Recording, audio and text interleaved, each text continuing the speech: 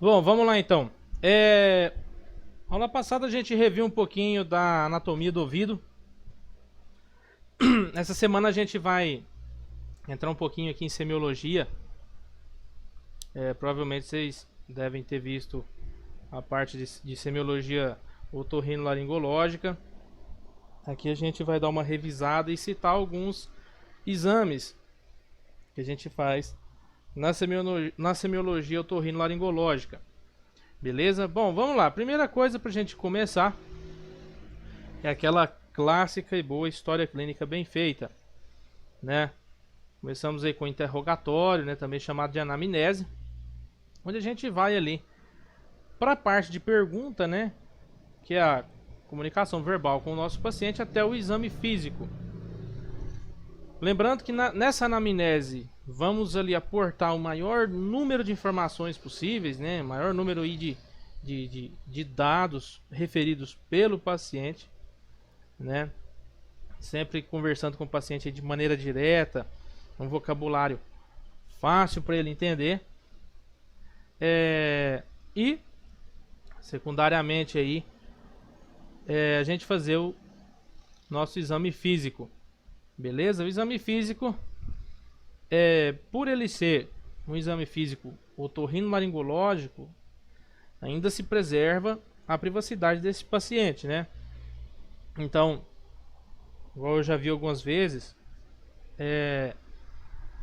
o examinador fazendo um exame auricular no corredor do paciente, no corredor do hospital, nesse paciente. Então, se a gente não faz, vai para uma sala reservada, né, um lugar cômodo, com uma boa iluminação, uma boa ventilação, né, de preferência um local bem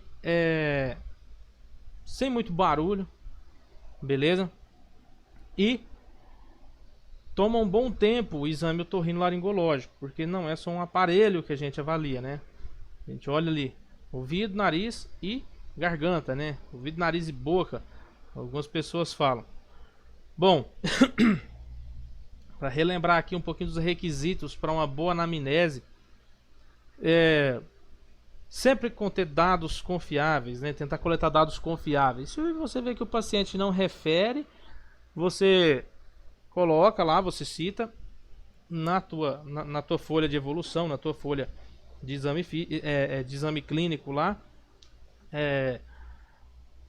o que o paciente te refere e especifica embaixo: os dados referidos pelo paciente merecem relativa fé ou não merecem relativa fé, tá? Por isso, pra gente bater o olho e já ver que é um sinal que o paciente está referindo ali, um sintoma que é característico mesmo, ou é migué, né, do nosso paciente. Bom, sempre não omitir informações, né, na anamnese. Essa anamnese ela tem que ser precisa, objetiva, beleza? E na hora de redigir essas informações no papel, no prontuário clínico, sempre utilizar uma terminologia médica, tá? A não ser que seja lá no motivo de consulta, né? Que é o motivo que o paciente vai te referir. Então, se o paciente vem pro pronto-socorro, vem pro teu consultório com dor de ouvido, você não vai colocar otalgia, você vai referir motivo de consulta, dor de ouvido, né? Depois lá embaixo você especifica, né, que o paciente refere uma otalgia de tantas horas, de evolução, de início tal, beleza? E sempre de uma boa ordem cronológica. Foi o que a gente falou. Otalgia de início súbito, aproximadamente tantas horas de evolução, ou tantos dias de evolução, né? Ela é intermitente, tendo a aparecer à noite, ou à tarde, ou dói o dia inteiro, beleza? Sinais e sintomas, né, acompanhantes, né? Se o paciente refere que sai pus do ouvido, eu reparo que a hora que dói o ouvido fica muito quente, né? Sai uma secreção de cortal, de grande quantidade. Tá, sempre referir esses sintomas acompanhantes aí de uma forma bem precisa. E as condições e a atitude médica tem que ser uma boa apresentação pessoal, né? Uma linguagem adequada com o teu paciente, igual eu falei para vocês, não usar terminologia clínica com o nosso paciente, beleza? Fazer o paciente sentir confiança, saber escutar o paciente, nunca completar frases que o paciente está falando. O paciente está falando, a gente tem mania às vezes de atropelar e completar. Tá? Isso é um mal que a gente tem às vezes por um excesso de paciente, por um excesso de serviço, beleza? Sempre passar respeito para o paciente e explicar o que você vai fazer. Ainda mais quando vai mexer em ouvido, vai mexer em nariz, vai mexer em garganta, são áreas sensíveis, né? Então você refere ao paciente o que você vai fazer, beleza? Sempre explicar qualquer procedimento otorrinolaringológico, beleza?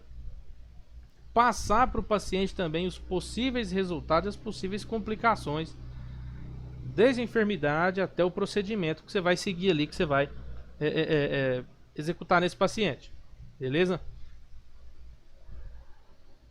A informação recopilada se inicia desde o momento que o médico dá a mão para o paciente, né? E se faz sempre de duas maneiras. Primeiro, é a maneira direta, né?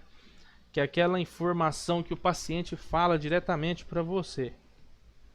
O que que acontece? Doutor, um exemplo, eu tava coçando meu ouvido com um lápis. E aí eu desequilibrei, esbarrei na parede, o lápis entrou para dentro. Essa é uma informação que ela é passada para você de forma direta. E de forma indireta, né? Que geralmente ela é passada pelo acompanhante do paciente. Geralmente essa informação ela é repassada pelo acompanhante quando o paciente não consegue exercer suas faculdades mentais, ou quando esse paciente ele tem uma incapacidade de comunicação, beleza? Esse paciente é surdo-mudo, esse paciente ele tem uma afasia, né? Então ele tem uma dificuldade de comunicação, beleza? E tem o caso também que o paciente está morrendo de dor e não consegue nem se comunicar com o médico, com o avaliador. Então são essas situações aí em que esse relato vai ser indireto para você. Quais são as partes da história clínica com respeito a interrogatório, né? Então vamos lá. Primeira coisa, identificar o paciente, aquela identificação padrão, o motivo de consulta, tá? Os antecedentes da enfermidade atual. O antecedente da enfermidade atual é tudo que corresponde àquele quadro que o paciente chegou ali naquela hora, né? Enfermidade, o exemplo da dor de ouvido, da otalgia, com tanto tempo de evolução, de aparecimento brusco, enfim. Os antecedentes patológicos do paciente, né? Aquele clássico, se é diabético, hipertenso, se tem alguma outra patologia de base, lúpus. Os antecedentes patológicos, que já entra ali pai, mãe do paciente. Ah, meu pai morreu disso, minha mãe morreu de tal outra coisa. E os hábitos viciosos, que tem algumas patologias aí que contam bastante, aí, que a gente vai ver mais pra frente, que é principalmente o tabaco e o álcool, tá? Identificação do paciente, padrão, como vocês já viram em semiologia mesmo. O motivo de consulta, que é mais importante a gente ressaltar, foi o que a gente falou, sempre referir o que o paciente refere da maneira que ele refere, né? E aqui já vamos passar pro exame físico em si, beleza? Bom, aqui a gente faz aquela clássica exploração global, né? Sempre visando aí avaliar a estrutura anatômica, né? Até a questão morfofisiológica do nosso paciente, beleza? Um bom exame físico facilita muito o seu diagnóstico, tá? Um bom exame físico facilita muito o seu diagnóstico. O que é o maior erro do médico hoje? é ele tirar como fechamento diagnóstico, como critério para fechar diagnóstico, o exame, tá? Mas lembra lá que o exame ele chama exame complementar. Então ele é algo para complementar o seu diagnóstico, para te ajudar a fechar o diagnóstico. Não ele tem que ser o critério para fechar seu diagnóstico. O seu critério sempre vai ser a clínica, né? A clínica ela é soberana. Então, um bom exame físico facilita bastante o teu diagnóstico e o teu tratamento. Bom, nectoscopia, né? É o que a gente está vendo ali por fora do nosso paciente, desde o ouvido, né? Olfato. Então, essas situações podem acarretar outros sinais que o paciente vai apresentar, beleza? Na ectoscopia também a gente observa o estado de nutrição do paciente, né? Se o paciente está acima do peso, está abaixo do peso, né? Hábito constitucional, a raça do paciente, a cor do nosso paciente. Então, tudo isso aí entra ainda no padrão ectoscópico e você vai ver como que esse paciente vai chegar no teu consultório, na tua sala vermelha, aí na tua admissão, né? A própria posição que o paciente chega. Então tem aquele paciente que pode chegar caminhando, pode chegar em cadeira de roda, pode chegar acamado.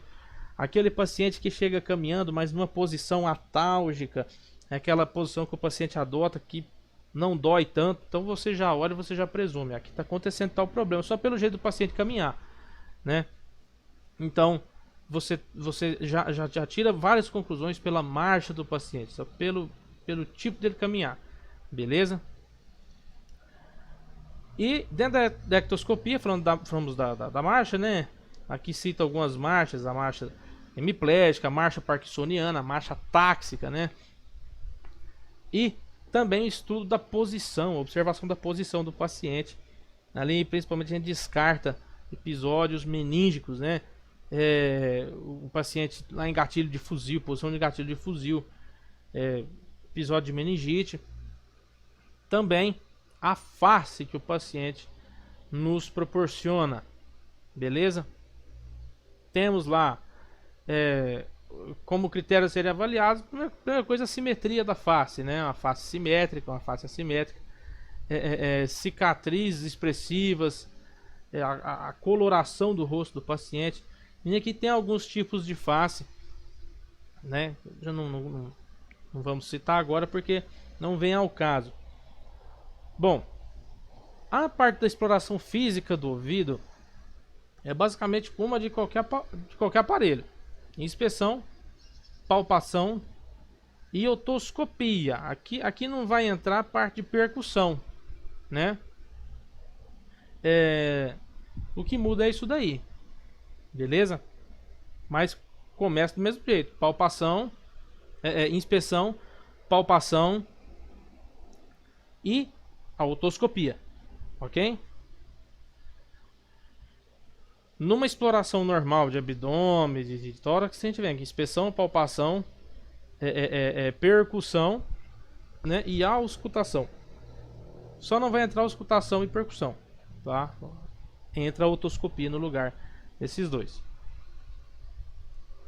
Dando uma revisada aqui no pavilhão auricular, né? Essa parte de fora, a orelha, né? Em si nós temos aí essas cavidades, né? Que recebem aí alguns nomes, né? E são divididas aí. Aqui em cima a gente tem aqui rama superior do antihélix, a fossa triangular, né? Que é aqui por cima aqui. A rama inferior do antihélix, a própria concha do pavilhão auricular, beleza? Aqui embaixo temos o antitrago, o antihélix, o hélix, sim, que é essa borda, que é essa volta, beleza? E o orifício auditivo externo, tranquilo? E aqui essa protuberosidadezinha aqui no meio é o trago, tá? Embaixo aqui a fossa intertráquica. A fossa intertráquica ou escotadura também pode ser chamada. E embaixo aqui o lóbulo, né? Que é onde vai o brinquinho lá. Bom, Inspeção e palpação, você vai palpar mesmo toda essa região cartilaginosa, em busca aí de pólipos, de deformidades, de inflamações, beleza? Sempre observando aí com bastante cautela, tá? Onde aqui, ó, aqui nessa segunda imagem a gente observa uma inflamação localizada, né? Essa terceira imagem aqui, ó, é a clássica orelha do lutador de jiu-jitsu, né? Orelha de jiu-jiteiro. É um sinal de otohematoma, onde tem aquela ruptura de vaso ali por dentro da orelha mesmo, e há aquele extravasamento de sangue subcutâneo aí, beleza? E a constatação de demais lesões, beleza? Lesões, reações alérgicas, pólipos. Então você consegue observar tudo isso daí na parte da inspeção. A otoscopia, né, a gente faz com o otoscópio, todo mundo conhece o otoscópio. Nós temos aí vários tamanhos de espéculo, né? Essa pontinha de plástico que vai lá dentro do ouvido chama espéculo, né? Então você escolhe o espéculo de acordo com o tamanho do ouvido do teu paciente, vai de paciente para paciente. E como que se realiza uma boa otoscopia? Bom, a otoscopia, a gente observa aqui o seguinte: quando o teu paciente está de frente, né, você se posiciona de lado para ele, beleza? Você sempre se posiciona de lado para o paciente. A mão, observa que esse menininho aqui, ó, o lado que está para o rosto, tá? O lado que está para o rosto, você vai segurar o teu otoscópio. E a mão que está pro lado da nuca do paciente, você vai pegar um pouquinho por cima ali, tá? E vai puxar um pouquinho para trás e para cima. Para quê? Porque o pavilhão, o conduto auditivo, ele é sentido um pouco póstero anteriorizado, assim, tá? Então você fazendo isso aí, dando essa puxadinha na orelha, você consegue fazer que ele fica retinho, então você tem uma melhor visualização do tímpano ali com o otoscópio, beleza? E aí você consegue visualizar o tímpano. Como que tem que ser o tímpano? O tímpano tem que ter esse aspecto brilhoso, né? Esse aspecto meio úmido, brilhoso aí. E ele é dividido em quadrantes, beleza? Vamos lá. Só que esse quadrante aí é o seguinte: ele é dividido em póstero superior e póstero inferior, tá? E antero superior e antero inferior. Vamos lá. Você observando aqui, você observa ali, ó, o processo lateral, tá? E vai estar bem marcado lá quando você fizer a otoscopia. E você vai observar o triângulo luminoso, tá? Tem que estar bem brilhosinho. Quando esse triângulo luminoso, ele tá fosco, ele tá meio apagado, isso é sinal de alguma patologia, tá acontecendo alguma coisa ali, beleza? Vamos lá então ver algumas posições aqui, características aqui. A posição normal, você observa que ele é um pouquinho abaulado, tá? Abauladinho para fora. Você pode encontrar tímpano retraído e tímpano abombado, que aqui é tímpano um pouquinho mais mais dilatado um pouquinho, tá? E ele tem que estar translúcido, brilhosinho assim, ó. Ele não pode estar opaco, igual tá nessa outra foto aqui que ele tá bem esbranquiçado, beleza? A cor natural dele, a cor padrão que ele tem que estar, é essa cor aqui, ó, cinza perla, beleza?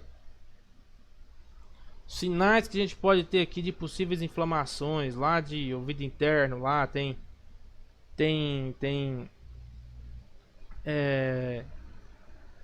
sinal de secreção lá dentro da caixa timpânica.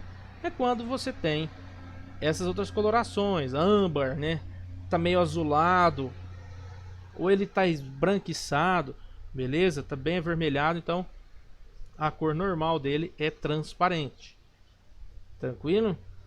Vamos lá falar então da exploração física do nariz. Exploração física do nariz, você inspeciona se ele tem uma forma normal, se não tem nenhuma desviação de septo, ali visível, alguma coisa. A palpação, né? Você palpa a integridade dessa cartilagem, dessa integridade óssea bem aqui em cima. E a rinoscopia anterior. O que é a rinoscopia anterior? É um espéculo também que você posiciona dentro da narina e abre ele, para ele dilatar a narina para você conseguir observar, né? Nós temos aí essa lente de reflexo, né? Ou um fotóforo elétrico, né? Um fotóforo, que é aquela luzinha que você coloca na testa lá para observar, beleza? E como que eu observo? Você observa essa especuloscopia da narina. Você tem que observar a concha nasal média, meato nasal médio, tá? Tudo questão de anatomia lá atrás, ó. Tabique, né? Que é o septo que divide ali as narinas. E aí você tem, ó, a via aérea que vai lá para nasofaringe, que é aquela abertura, aquela fenda, né? Tem a concha nasal inferior também e o meato nasal inferior, beleza? E logo aqui embaixo aqui é aquele selo da cavidade nasal, tá? Onde termina aqui. Isso aqui é sinal de uma rinoscopia normal, beleza? Você consegue ver bem o meato nasal, o meato nasal médio, o inferior, bem definidinhos, né? Você consegue observar. E numa rinoscopia alterada, você já vai observar um exemplo aqui de um pólipo bem tampado, né? Vai ficar completamente fechado, tá? Então você consegue observar esse canal, que é o canal que vai para nasofaringe, né? Bem estreitado, beleza? Então essa é uma rinoscopia normal. Vamos aqui, ó. Temos aqui uma desviação septal. Você vê o septo, né? Tá bem desviado, o tabique. Esse tabique tá bem desviado aqui para a esquerda, beleza? Aqui embaixo você já observa um tipo de inflamação. Já tem um acúmulo de uma coleção de pus, parece aqui, beleza? Outro aqui que a gente observa na rinoscopia anterior é uma polipose, né? Uma formação de múltiplos pólipos dentro da narina do nosso paciente, beleza? E falando aqui também da laringe, né? Por falar, ouvido, nariz e boca, né? Nós fazemos a laringoscopia indireta. Existem duas laringoscopias, tá? A indireta e a direta. A laringoscopia direta, grava bem aqui, ó. A laringoscopia direta é aquela laringoscopia que a gente faz com o laringoscópio, tá? Esse caso do laringoscópio, você já tem que fazer com o paciente baixa uma sedação, baixa uma anestesia laringe, uma anestesia de orofaringe, tá? Para você conseguir fazer ela, beleza? Pelo contrário, você faz essa laringoscopia indireta. O que é isso? Você tá lá com o seu fotóforo, né? Luzinha ligada, e vai observar a laringe do seu paciente. Você tem alguns jogos de espelhos ali para te facilitar, beleza? Você abre a boca do paciente e tenta observar como tá ali região epiglótica, né? Você consegue observar um pouco de corda vocal também, as bandas ventriculares. Em alguns casos você consegue até observar a parte anterior da traqueia, beleza? Isso não é uma regra, mas em alguns pacientes você consegue fazer essa observação. Aqui a gente observa aqui um pólipo atrás da corda vocal, ó, né? Ele tem um pólipozinho atrás da corda vocal. E aqui a gente observa os nódulos, né? Na própria corda em si, nódulozinho também chamado de calo vocal. Tá? Isso tudo você observa na laringoscopia indireta. Tranquilo? Aqui a gente observa também, ó, demais formação já de pólipos aqui, né? Aqui já é um acúmulo de uma secreção esbranquiçada já, pode ser que já tenha um processo inflamatório, processo infeccioso ali também.